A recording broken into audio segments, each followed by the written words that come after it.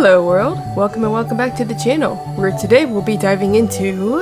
the vault. If you've been on the channel for a while, then you may know that my first computer broke some years ago and the process of rescuing my files off these old hard drives is still ongoing. However, one of these recovered artifacts is a video I started making back in 2019 where I was inspired by Lavender Town to make a new OC from results I got taking Buzzfeed quizzes, but with an added twist that I will be making two characters with the intention of pairing them together. Since Valentine's Day is just around the corner, I thought now was the perfect time to dust off this old work in progress video and finally bring it to completion.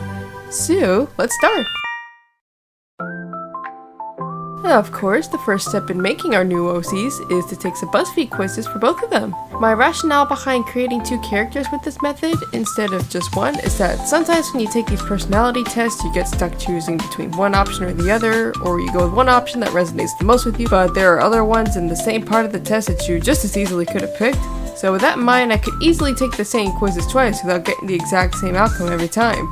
Right. This is as far as I got in my initial recording for the video, which is kind of a good thing because if I made any progress in designing the characters, then trying to salvage this art from almost 6 years ago would be kind of hard. I refuse to believe 2019 was that long ago. That makes me sick. However, I am going to take some additional personality tests post-mortem as I finally bring back this video concept, just because there were some additional details I thought of after the fact that I thought would make these characters a lot more fun to create and design. Also, can we just take a moment to appreciate that this original footage was captured back when I still had Windows 7 as my operating system? You're as beautiful as the day I lost you. Anyway, we finished taking all our quizzes, so now let's start designing some characters. Truth be told, designing these characters was a lot harder than I thought it was going to be. There were a lot of preparatory sketches I needed to do off-screen before I finalized them, which wasn't something I expected to have to do, coming off of my last character design videos from last December, in which I didn't do any planning ahead of time whatsoever. Maybe this had to do with these characters being based off more grounded concepts as to more abstract and imaginative ones like video game genres or my Spotify Wrapped. Either way, I'm glad I took the time to make those sketches for these guys though, because I'm really happy with how they turned out, especially Jake, who is the first character I'm drawing right now. So when I was taking these quizzes, I spent a lot of time trying to figure out which of these out-of-pocket results would be allocated to the characters' designs or their personalities. Upon first recording my initial batch of footage, I was thinking of having the pet dog and hamster literally be animals that were owned by the characters. But then I thought it would be more fun to make them anthros, just because I don't have that many animal characters, if I have any at all, and I wanted to prioritize setting these characters apart from my other OCs.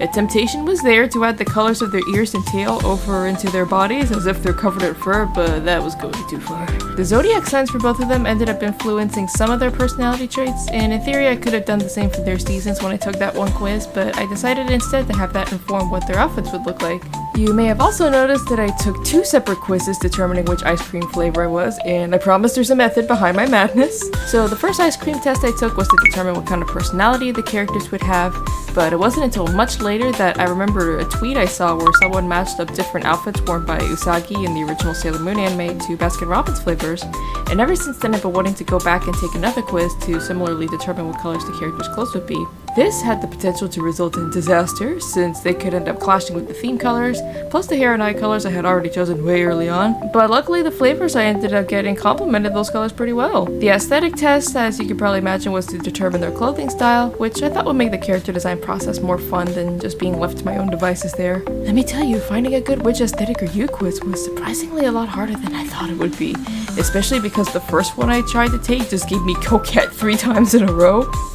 Yeah, that thing was broken. This was the case with both characters, but for Jake in particular, I had a lot of fun coming up with his personality based off all the parameters I had. It just came together really easily. Even though a lot of Jake's traits kind of contradicted each other, I still enjoyed the challenge of finding ways to have different situations and characters bring out other sides of him. Overall, he feels very naive and pure-hearted, himbo-coded, and I want to protect him at all costs. One thing I regretted after finishing this profile sheet of him is that I was so focused on conveying his energetic overachiever side that I completely missed the keyword about his mood being tired, and that I had to make that apparent in his expression, but I did make up for that later on. Just like in my video where I turned video game genres into OCs, I included chibi sketches on the side of his profile, and you can see the exact moment where I realized I forgot to color in the spots on his face and had to go back and add them. Between him and Noah, Jake was the character whose design I had the most difficulty coming to, but once it came to drawing his final look, I'm really happy with how it turned out. I feel like the blue in his design contrasts with his pink hair really well, and the brown from the cookies and cream prompt further gave it a strawberries and chocolate feeling that I really like.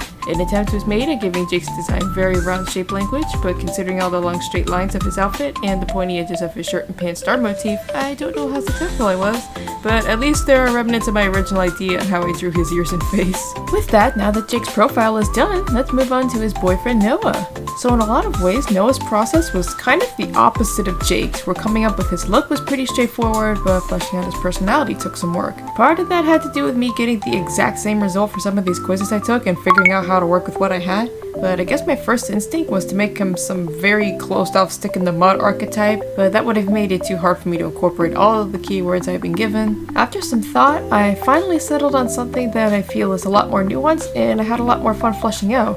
which is the idea of him being pessimistic and harsh with his words even though his heart is in the right place. I imagine him as very blasé towards just about everyone and everything except anything related to his handful of personal interests. And in those niches, he has a lot of high expectations and faith in people that he sees as competent, which results in him dishing out a lot of criticism towards those people because he cares enough about what they're doing to have their work be the best it can be. If he was with someone that he didn't feel what they were doing had any merit, he wouldn't bother any critiques for them at all because in his eyes what they're doing isn't worth it. As for what this niche Noah belongs to that I keep vaguely alluding to is, he's actually a cinephile and aspiring filmmaker, which is actually how he and Jake met since this is a common interest they share. I took this trait from the quiz I took about what you do after you get home from school, and Jake and Noah got catch up on Hulu and watch Netflix respectively, and since the one test I took gave fun as a keyword for Noah's personality, I imagine that going to the theater and collecting steelbooks of his favorite movies is his idea of fun. As for his design, having his animal be a hamster made a little too much sense, since anyone who's owned hamsters as pets can agree that they can be nasty little buggers. I don't know if his ears give off hamster though, or if he looks more like a mouse or a rat. To accentuate his personality, and also to make him more of a foil for Jake, I tried to incorporate more angular shape language whenever I could, which was a little hard given his curly hair and round ears, but I think I made it work. I wasn't too familiar with downtown fashion before getting that test result, but it really fit my mental image of Noah perfectly, and I felt really inspired looking up reference images and putting together his mood board. Speaking of which, I didn't include any mood boards alongside the speed paint this time, just because I was mostly using them to gather different outfit references, so there wasn't really much to look up because I was able to find most of what I was looking for pretty quickly. Maybe it's because of the oversized hoodie and necklace, but his outfit low-key gives me a Gary Oak vibe, and I'm honestly kinda digging it. Also, I'm sorry that Jake's sheet keeps popping back into the footage when I'm adding Noah's personal information. I know it looks really ugly, but I had to do what I had to do. There were a lot of ideas about what I could do for his chibi sketches, so it was really hard to settle on just 3, but I knew right away that I had to reference a certain vine on the bottom sketch. It just fit his character way too perfectly. He doesn't care about what's going on in your personal life, it just thinks you're making excuses not to work on your movie passion project.